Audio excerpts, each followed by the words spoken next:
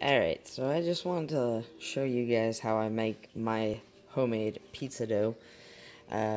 Little backstory is I'm originally from Boston and moved to Knoxville, and you cannot find a good pizza south of New York or north of Boston. So I had to come up with a perfected dough, which is pretty much New York style. If you like New York style pizza, you're gonna love this dough, and it's really easy. And I made it up from scratch. So what you're gonna need is, you can go to the little piggy here. Hi pig.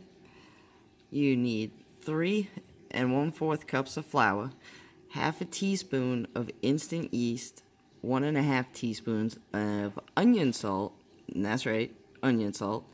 It gives a little something to the dough.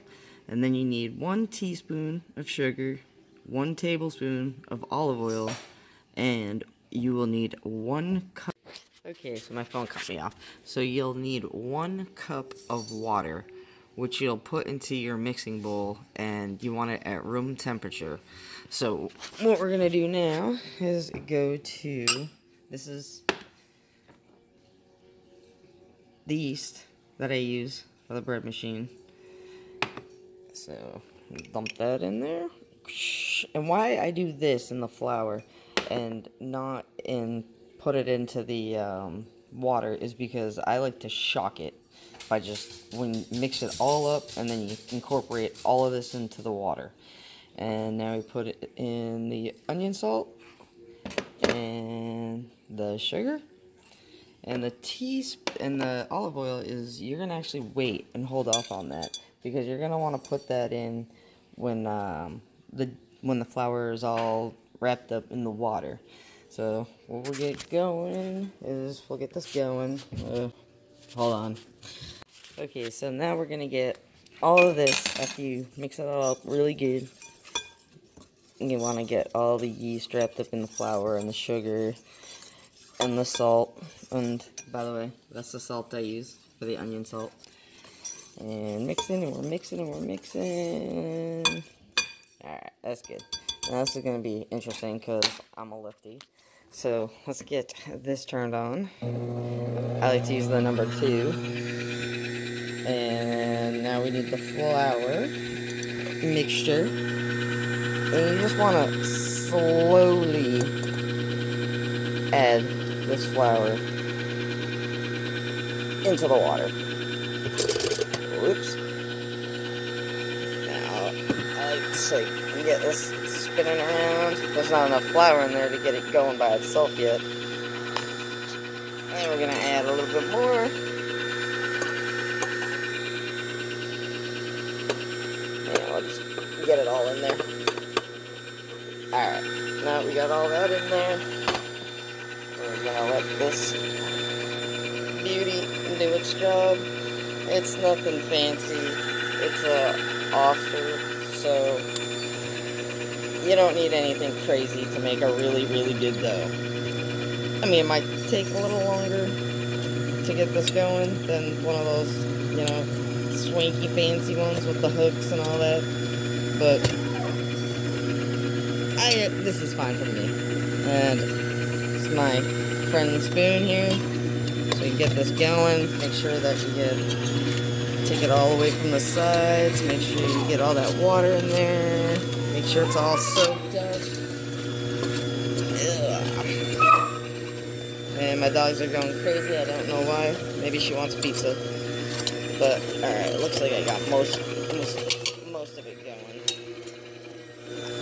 I'm just trying to make sure that I get all the flour, like around the sides right there.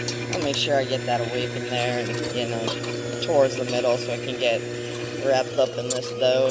Because, you know, you got the yeast in there, so you want to make sure you get all of it. And I might not use the amount of, a lot of yeast like some of these other people do. And that's just because I'm making this now. It is 1:55 in the morning. Yep. And it is Wednesday, well actually now it's Thursday morning, and I like to let this dough sit for at least. Alright, so our dough is mixing. I had to turn it off because I only got one hand to use, so we're a little crazy here. So now what this is going to do is we are going to let this do this thing, you know, just squishing and mixing it up so I don't have to sit here and pound it for 10 minutes. It's a lot easier. And it's just going to keep mixing and stirring and pounding. And we let that go for 8 minutes. And then after 8 minutes, I'll come back and I'll show you guys what to do. Alright.